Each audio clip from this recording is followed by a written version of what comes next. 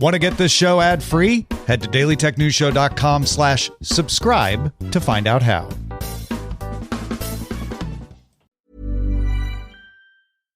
Banking with Capital One helps you keep more money in your wallet with no fees or minimums on checking accounts and no overdraft fees. Just ask the Capital One bank guy. It's pretty much all he talks about, in a good way. He'd also tell you that this podcast is his favorite podcast, too. Ah, really? Thanks, Capital One bank guy. What's in your wallet? Terms apply. See CapitalOne.com/bank. Capital One N.A. member FDIC. Scaling your business requires the right expertise at the right time. With Upwork, you can find specialized freelancers in marketing, development, design, and more. Posting a job on Upwork is easy. With no cost to join, you can register, browse freelancer profiles, get help drafting a job post, or even book a consultation. From there, you can connect with freelancers and easily hire them to take your business to the next level. Post a job today and hire tomorrow with Upwork. Visit Upwork.com right now and post your job for free. That is Upwork.com to post your job for free and connect with top talent ready to help your business grow. That's UPWORK.com, Upwork.com. These are the Daily Tech headlines for Friday, April 25th, 2025. I'm Rob Dunwood. Apple is planning to shift all U.S. iPhone production to India by the end of next year, doubling its output there. This move is due to rising costs from U.S. tariffs on Chinese imports. Right now, 80% of the 60 million iPhones sold in the U.S. are made in China, where Apple has a strong manufacturing base, but is now diversifying its supply chain by partnering with Indian manufacturers like Tata Electronics.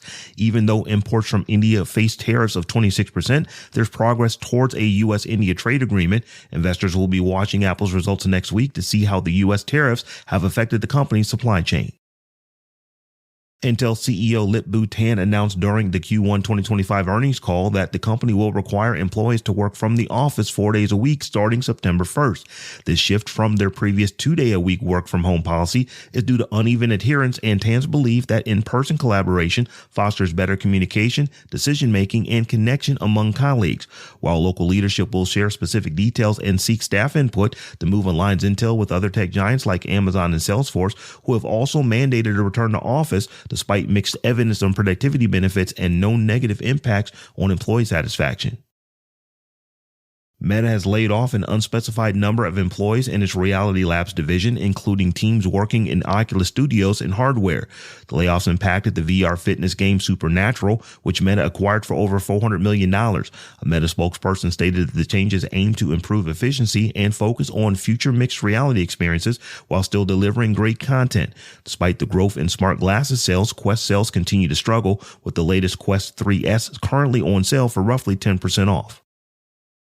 Ziff Davis, the digital media company that owns outlets like CNET and PCMag, is suing OpenAI for copyright infringement. The company alleges that OpenAI, quote, intentionally and relentlessly, end quote, copied its content without permission, even though they had instructed web crawlers not to scrape their data.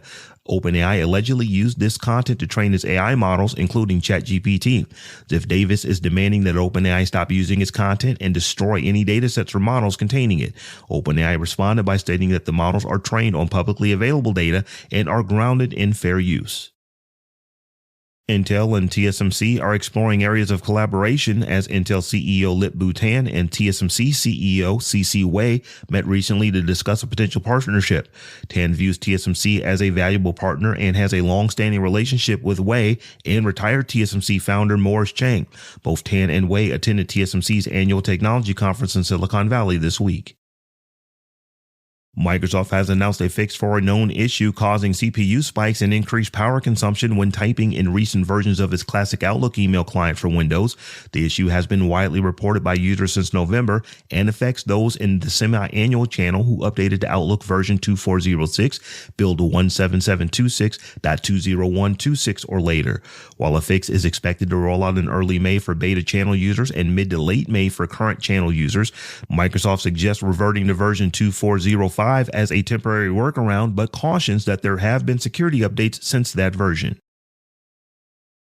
Alphabet CEO Sundar Pichai said the company's Waymo robotaxi service may eventually offer its self-driving taxis for personal ownership. Despite challenges in the autonomous vehicle market, Waymo has steadily grown its fleet to over 700 vehicles, with 300 operating as uncrewed robotaxis in San Francisco. While Pichai didn't provide specifics on the timeline or sales approach, he confirmed the possibility of personal ownership in the future. Microsoft revealed that it created a 1-minute video advertisement for its Surface Pro and Surface laptop using generative AI and released it on YouTube on January 30th without anyone noticing the AI element. The ad combines AI-generated and real footage, as some intricate movements like close-ups of hands typing had to be shot live. Microsoft's team used AI tools to generate the script, storyboards, and pitch deck, then used chatbots and image generators to create the images, which were later refined and used to generate the video.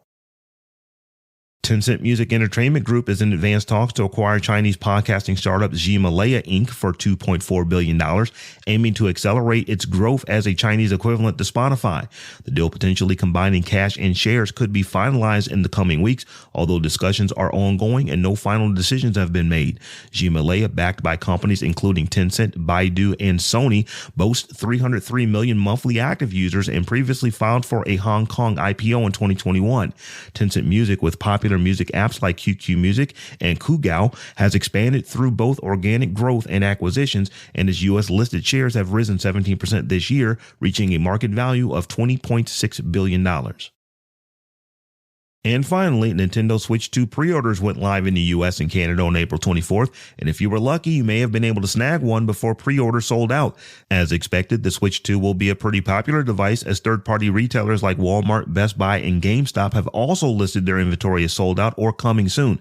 The official launch day for the Switch 2 is June 5th. For more analysis of the tech news of the day, subscribe to dailytechnewsshow.com. You can find show notes and links to all the headlines there as well. Thanks for listening. We'll talk to you next time.